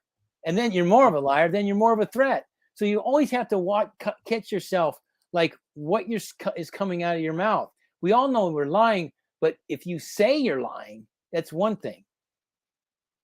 So now, it's like, Now we didn't talk a lot before we get to these questions here. We didn't talk a lot about the season 44 in the episode. We talked more on the grand scheme of Survivor in itself. Right. But I am curious.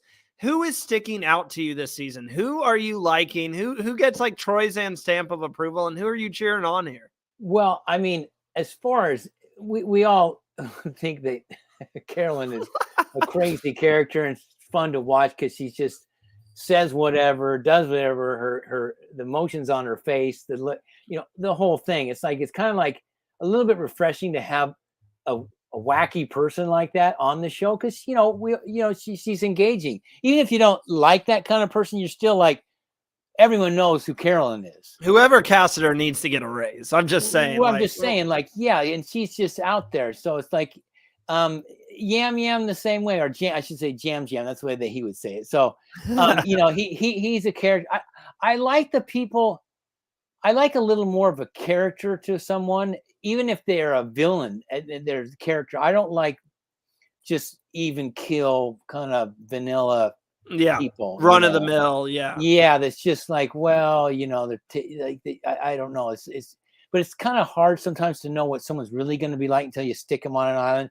It's one thing to cast them, interview them in a building, have them go through the thing, but another thing is stick them out on an island with a bunch of people and starve, and then we don't really know how they're going to really be, But I think honestly, this season's it's been pretty good. Like it's been pretty entertaining, It's like, I think it's been the best of the new era.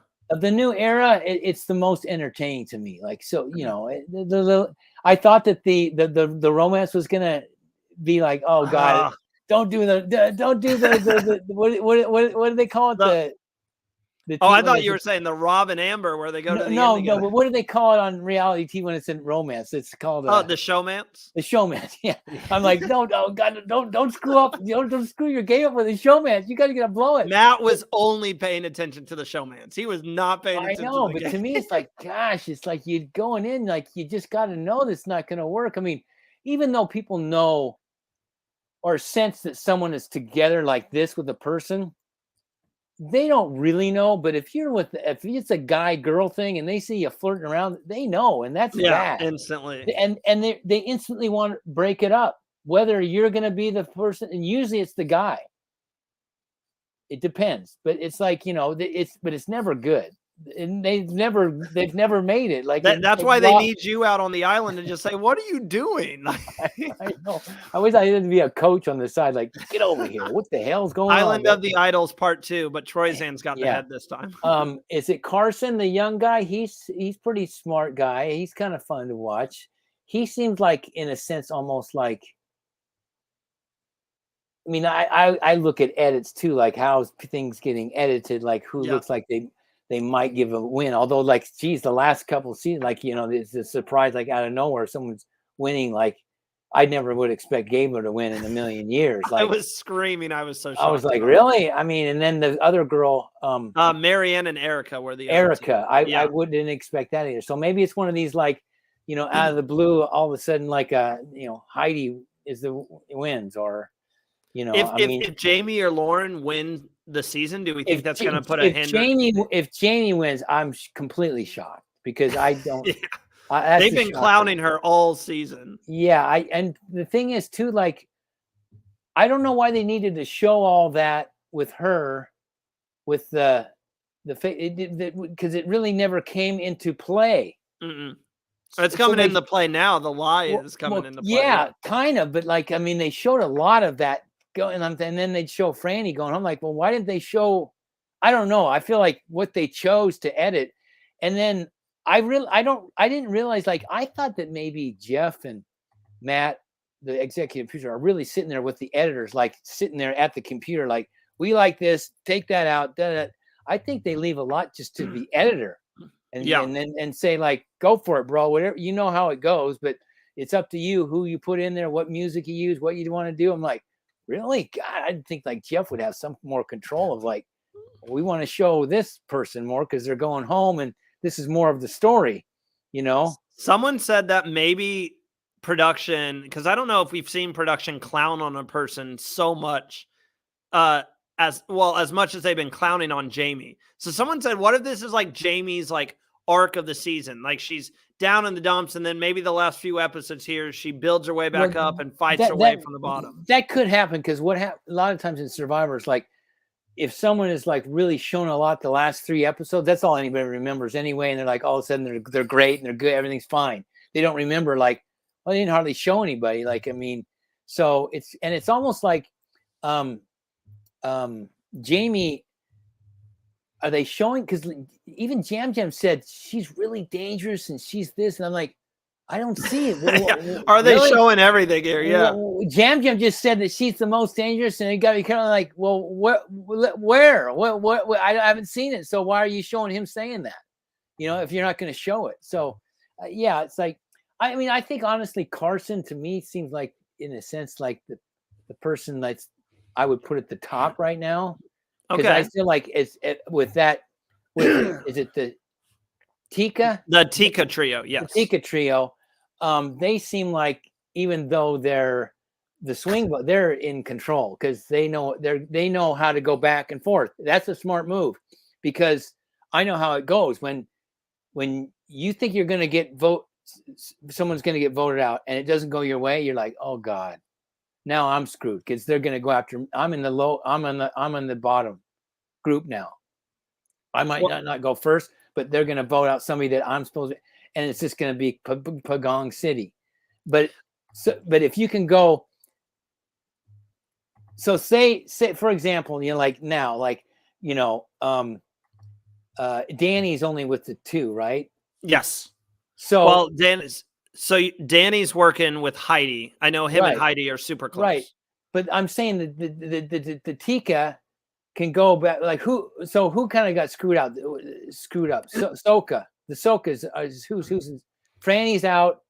Well, so And Soka has Danny and Heidi. Ratu Right. has Jamie and Lauren, and then you have the Tika 3. So at this point, like this next vote is the last time that Ratu and Soka could maybe team up to take out a Right. Tika I member. just don't know if they're smart enough and I don't know if they're already willing to do that, to go, listen, it's us, it's the 4 now. Those 3 are doing what, they're going back and forth. But if it goes right, they can, because they could just go over to, the Tika could go up to Danny, listen, you're safe, bro. You're safe. Vote with us. And if I'm him, otherwise they're going to go, you know what? If you really don't give us an answer, you're probably next. Because they can say that. They're in the power position to say, and you want to stay safe out there? If I'm Danny and they come up to me and say that, you're safe if you vote. I'm like, I want to stay safe because I want to, as long as my hands and feet are still on the sand, I'm still in this game. But if you're threatening that I'm going to go, I have to somewhat believe you. So it's good to have power to go back to one group. Then the next tribal, you're like, well, I'm not really with them. We just got rid of that person. And so like, you're going to be safe. And then now you're going to be safe. So I feel like Carson is smart enough. He's going back and forth and back. And I think he's going to do that, continue it. And it's going to be the 3. I got a feeling. I don't know. Well, Troyzan, do you still have time for these questions here? Because that's a perfect segue into our first question. Yeah. Let's do the questions. So the first question literally talks about Tika. It comes from Marion. Troyzan, who do you think gets voted out next? Will the Tika 3 go against each other or stick together at the next round?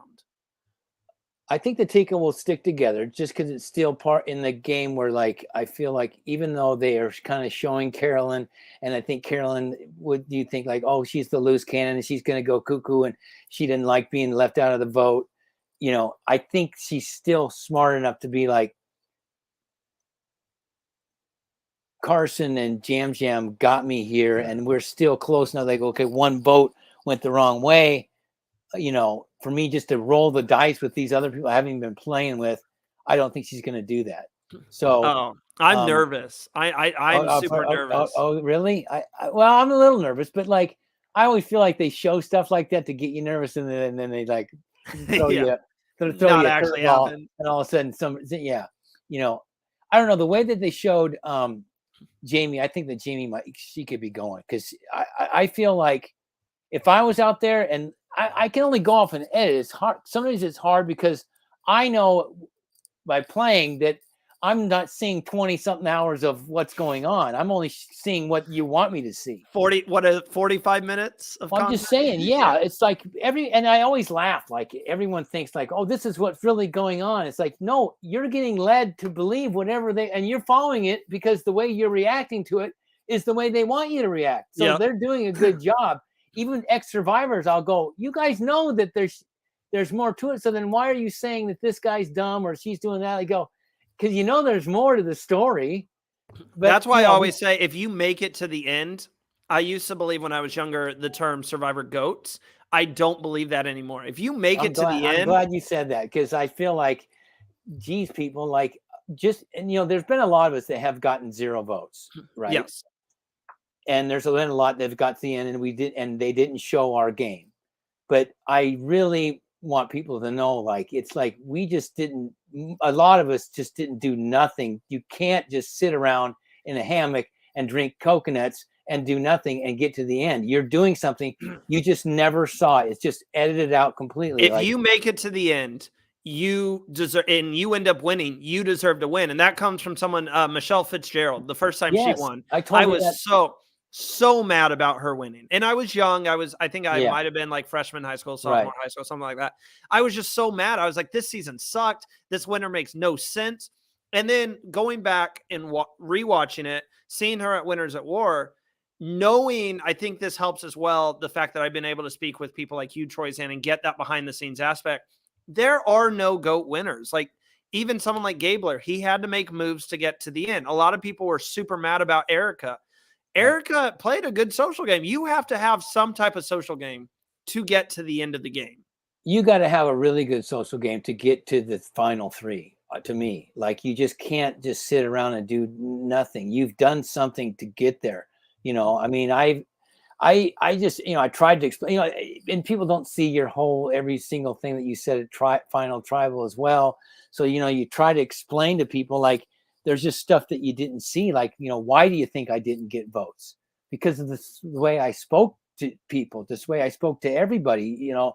It takes some skill to talk to. That's all you're doing out there for the most part, besides the challenge, is talking to people, and it takes some skill to be like, my first season, I wanted to do every challenge and be the challenge bees and did go. I sat out purposely, which doesn't look good. And you don't see yourself playing on TV, and it just looks like you're doing nothing. But like, that can be a bit of a strategy, because you're basically saying, I'm not a threat, and the way, if I'm just I'm just crazy Uncle Troyzan out here doing nothing, I don't know what I'm doing. If that's what you get, if that gets me 10 more days, I've just convinced you that, what I said was the truth, which is all bullshit. I'm playing as hard as I can play. I'm just telling you I'm not playing hard. I'm just showing you that I'm just doing nothing.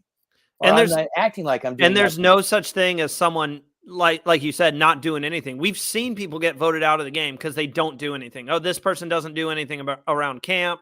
They aren't really doing anything this season. So you can't have a player make it to the end who's doing absolutely nothing. They've got their toes in the sand. They've got their opinions and what moves need to happen. They have their conversation. So I am completely on your side. And the next question we have comes from YouTube, and Alexa left it for us. And there was a moment on Game Changers where it was tough to watch, but you conceded kind of at the final tribal council where you said, okay, I think I know where I stand with you guys. Let me just say, I watched this tribal council this morning, so I know. Right. It was basically, I know where I stand with you guys. Let me just say, it was an honor playing the game with you guys. I enjoyed every moment. She wants to know, when did that hit you? Like, going into that final tribal council, was it, I've got this game down, I think I'm seriously going to win? And then about halfway through, you were like, I'm not winning this. When did that hit you? And again, I'm sorry that happened, because I don't think your game should have been looked at that way.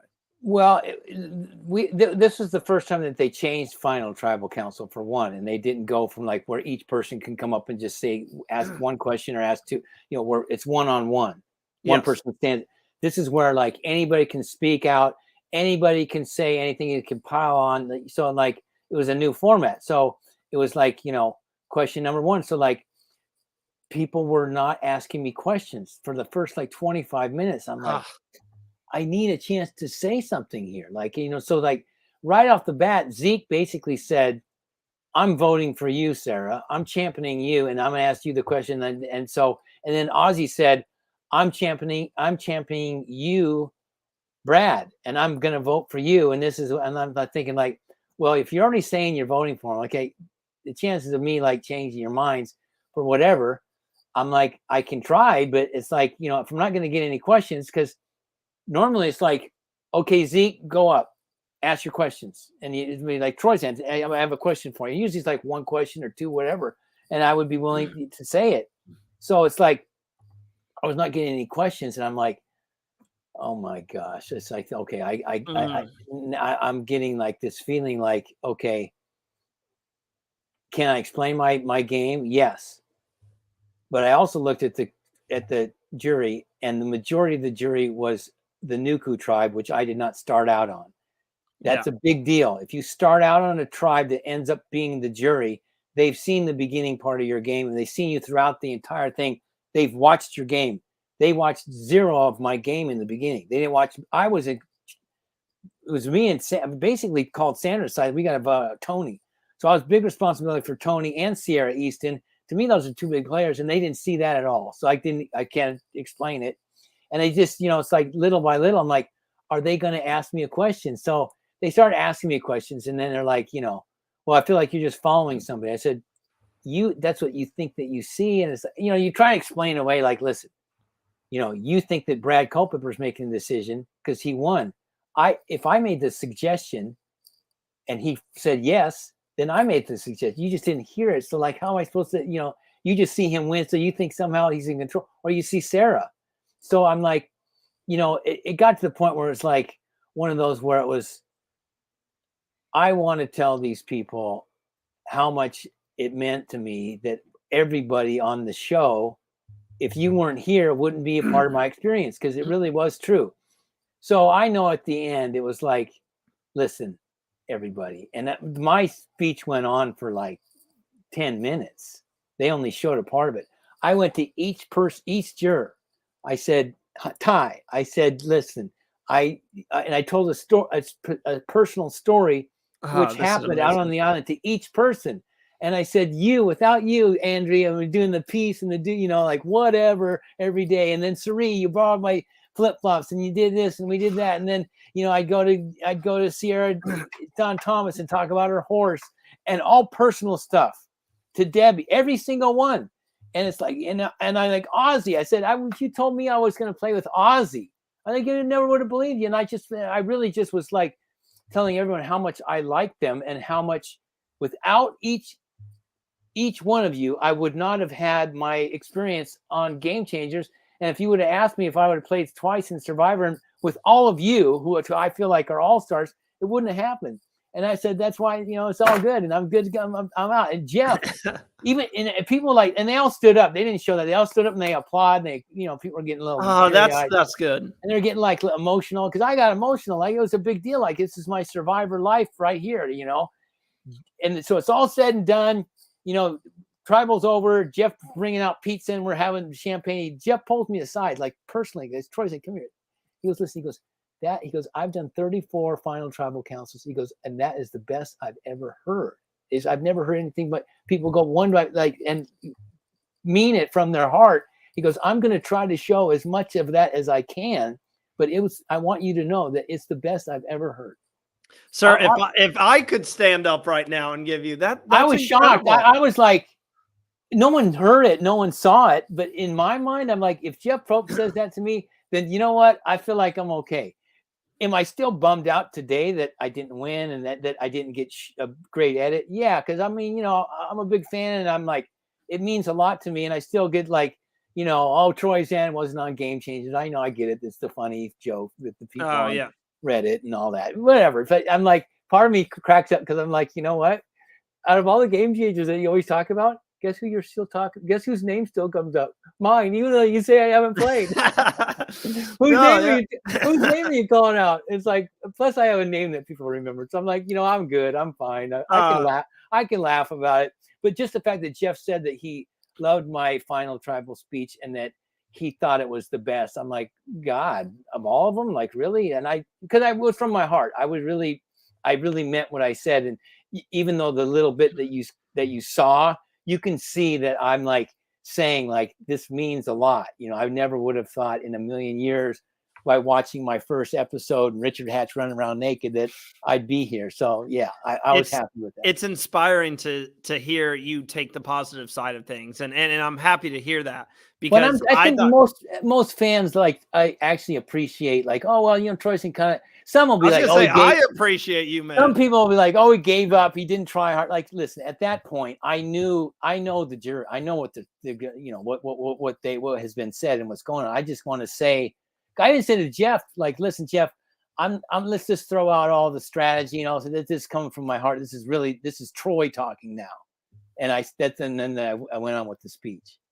That is incredible. We have time for a few more questions here. This comes from Chris on Instagram.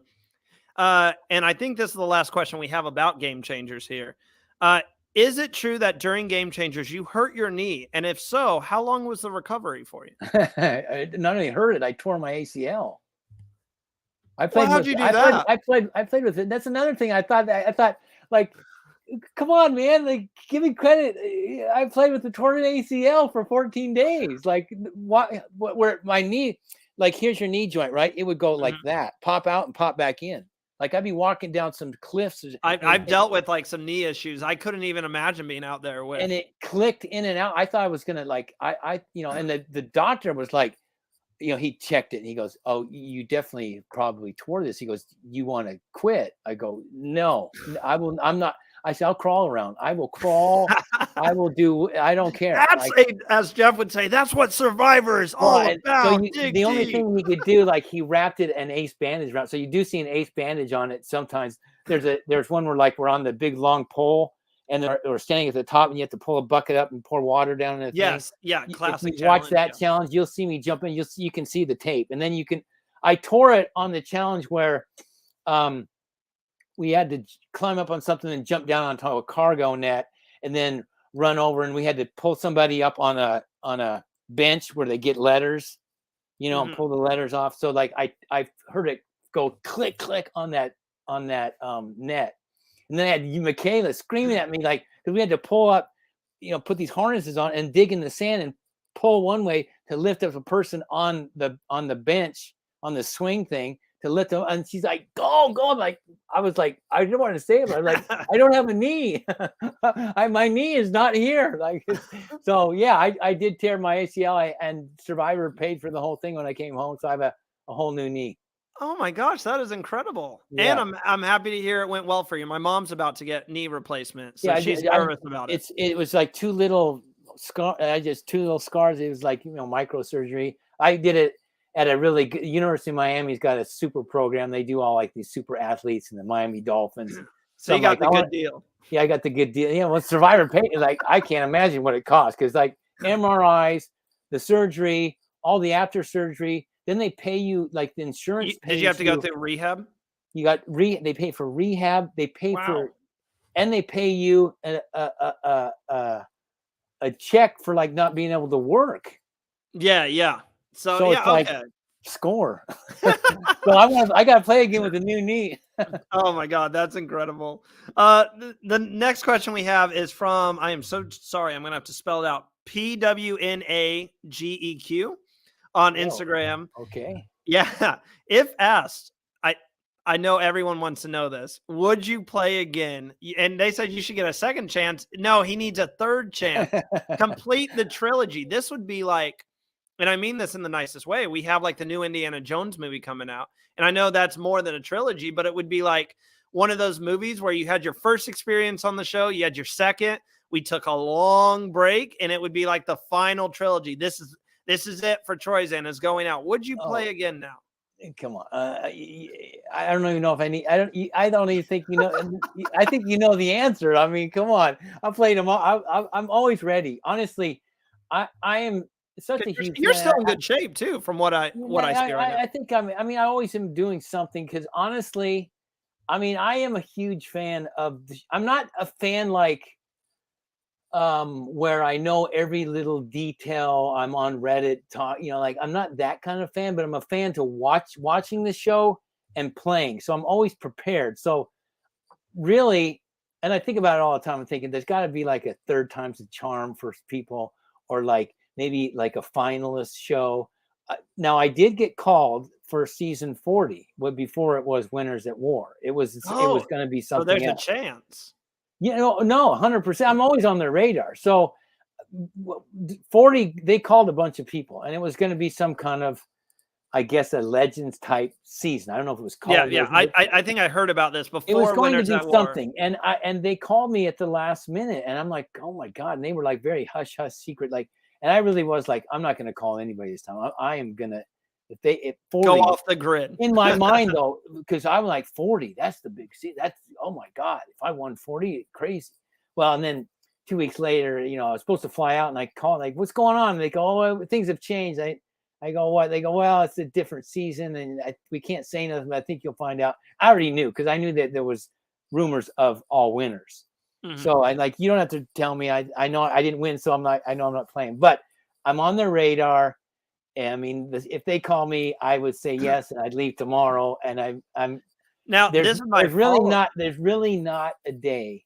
And I know people would think, well, that's crazy. Don't you have another life? I'm like, I do have a life, but there's not a day that goes by that I don't think about playing again or being on Survivor. Every time I go exercise, it's in my mind, I'm doing this for Survivor. I still wear buffs.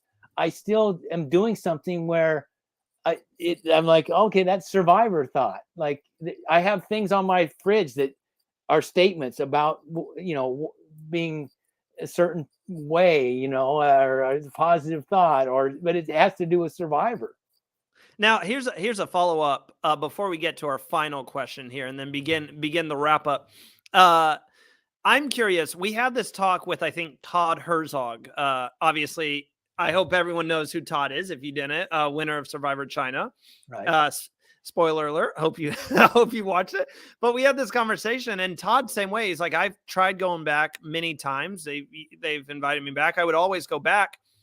And we asked the question, do you think, because Jeff Probst, after season 40, talked about the new era. We're going to build this new show with this new cast. And he made a comment where he's like, you know, we're going to leave the older seasons in the past and focus on these new players. He's kind of gone back and said, well, we might have some players from the earlier seasons on. Todd doesn't believe that they'll ever bring anyone back from the first 40 seasons. How do you look at that? Do you think they will go back and grab some players from the first 40 seasons, or are they going to focus on like this new era of players that they're introducing? No, I honestly, I think it changed. I think in the big, like, if you would have asked this question while 41 and 42 were going, I'd probably say like, yeah, they're going to focus on the newer season. I think Jeff, and if he really is listening to the audience and the way he kind of talks in his podcast, I just get a feeling he's going to be like, we need to bring back, you know, some of the players that played in the past, or we're going to have a season of new era versus old era. That would be great. That's going to be our season, and we'll just wait for a little bit. It might not be till 50, which isn't that far off. No. But I would 4 years. I would tend to believe that, like, you know, as much as some fans don't like to see return players because they're like, well, that loses my chance. I want to see new players. The season's ratings are always higher with returning players. Yeah. So at some point, maybe not Jeff, but CBS will be like, Jeff, we need to see this person again, and they're all old school players, or like, you know, that was a different era, and we'd like, when we know our audience will connect to that, you know. Or how would a real, you know, old era player play against this new era in a new era game?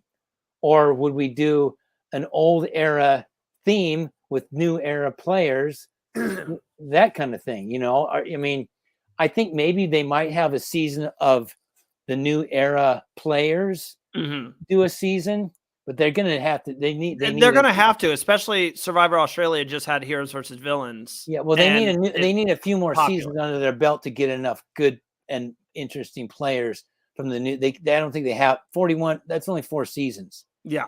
I mean, I don't know. When was the first returning season the first time? It was 8. Season 8. I can't remember if it was 7 or 8. It was 8. So like they went through 7 seasons to get an all-star. So to me, it's like that's the least amount. You're going to get 7 or 8 seasons in before you're going to start getting. Well, you could do another all-stars if they were looking at that, maybe doing like season 8, like another all-star season. They could. Honestly, my fingers are crossed that it's like 3rd time's a charm, because like there's plenty of people that played 2 times that did fairly well. Or there's plenty of people that were they could call it the finalists. I mean, you know, Spencer was a finalist. There's maybe the season called Survivor 49, so close. That's it. So exactly. Close. Like, yeah, like, I mean, with Angelina getting your jacket, she was a finalist. There's been a lot. I mean, if I went through that, if I went through something, you'd be like, oh yeah, there's quite a few that I think people would like to watch again. Or I mean, I think I saw a list once of like the 0 vote, and like it was a good list. No, that was good. Yes, people wanted Fishback 0 was vote. in that list. It's like there was a lot. Like Owen from 43. If you want all pretty good all pretty good names. I mean, nobody were like, who's that? It's all like, oh, really? I didn't really think I got 0 votes. It's like, in a way, like the longer that time goes on, it's like people don't really remember like every single part of your game or the show. They just kind of remember, oh, Troyzan as a whole, or Troyzan, he's the guy who yelled out, "This is my island." That's like my memory. My memory is not the best, so I don't remember like an entire season as a whole. Right. I remember the season. I know who won it. I just don't remember exactly how it played out. But I know, like you said, the person. And look, we talked about themes earlier in the show. there's plenty of themes. We just gave you like 3 or 4 of them. Plus, you could throw out, a lot of fans want to see a season of all filled with people who were eliminated first. All first time. Give them another chance. Well, we have one more question for you here. This is from Lexa. She asked us a little bit earlier when we were talking about how you were in the edit. She said, Troyzan, do you prefer a more traditional winner's edit then? And then I really like the second part of this question. Who is your favorite all-time winner, coming from someone who is a major fan of the show? Well, the first part of the question was, winner's edit. Do I like a winner's edit? I like, not completely, because you don't want it to be obvious, because then it gets, because then it's like, I'm just watching the obvious, and everyone likes to be surprised when they watch TV in whatever way, like whatever it is. At any adventure show, you want like, oh my God, I didn't expect that, So it's kind of like, I like a little bit, because for one, it gives you, it makes sense at the end. Like, oh, okay, I saw this person throughout like Game Changers.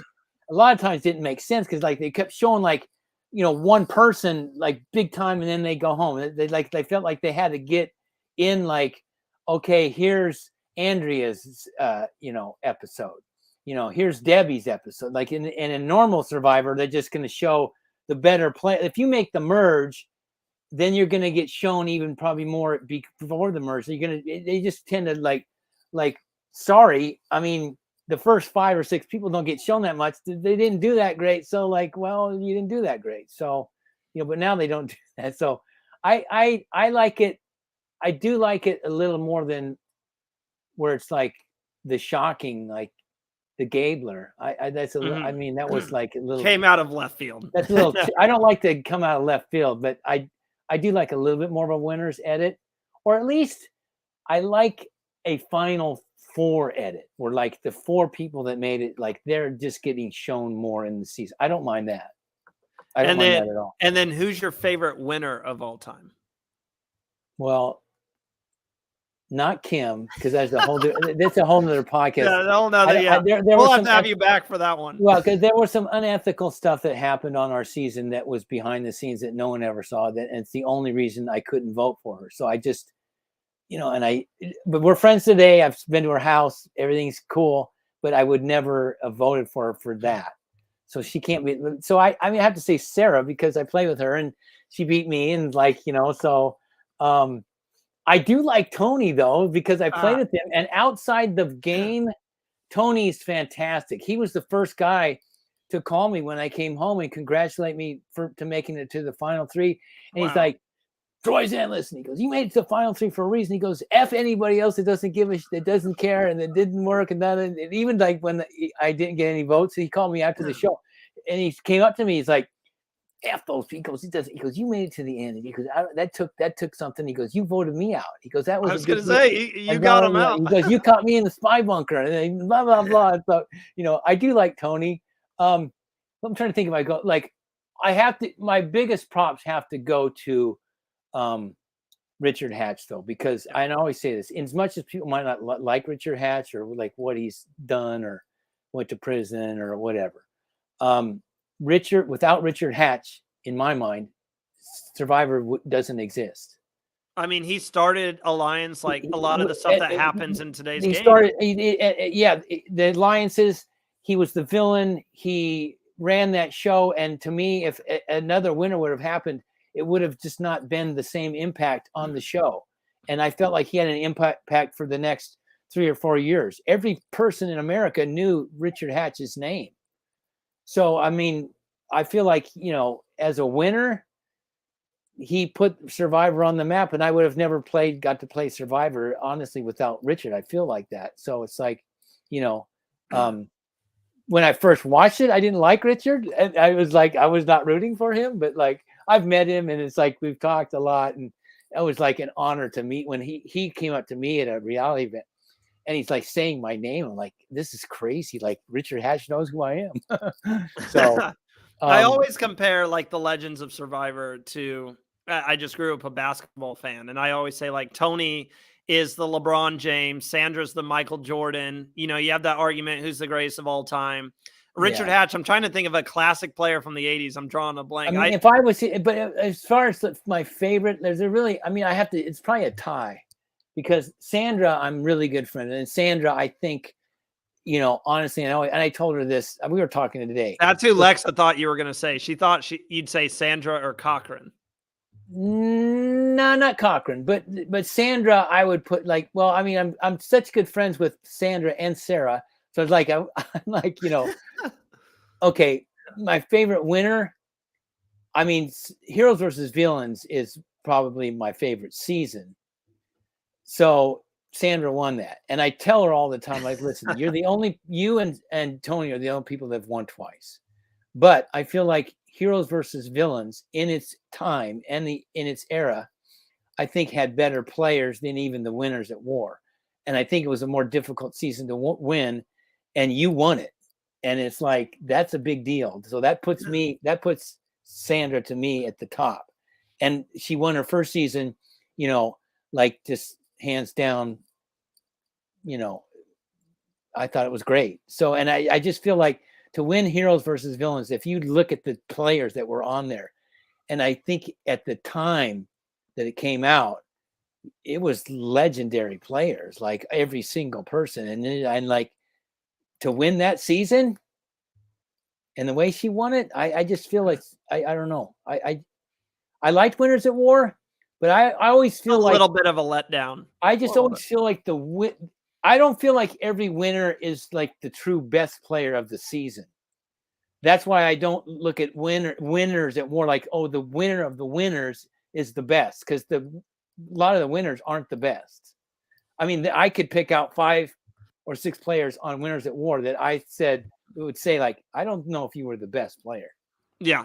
I mean, there's a discussion. A lot of people look at Winners at War as a major letdown compared to what we thought it was going to be. And I mean, you could even make the argument that they did not get the 20 best winners on that season. No, there was some left. I mean, Todd Herzog said he got the call and they chose to go someone else over him. Yeah, that's crazy because he did a fantastic. And not to have Richard Hatch. I mean, what are you kidding? Yeah, you gotta have. Yeah, despite what's going on with Richard and how he's perceived, if you want the 20 best winners, and I'm pretty sure Richard said he would have came back too. No, I think he did, and they said I think something happened at the end. I think I saw something where like at the last minute something happened where they were worried about, because I think he was still in some lawsuit. Yeah, legal. Or something, and they were. I'm like, he's the first winner. Like, how do you not have all winners without Richard Hatch? That's goofy to me.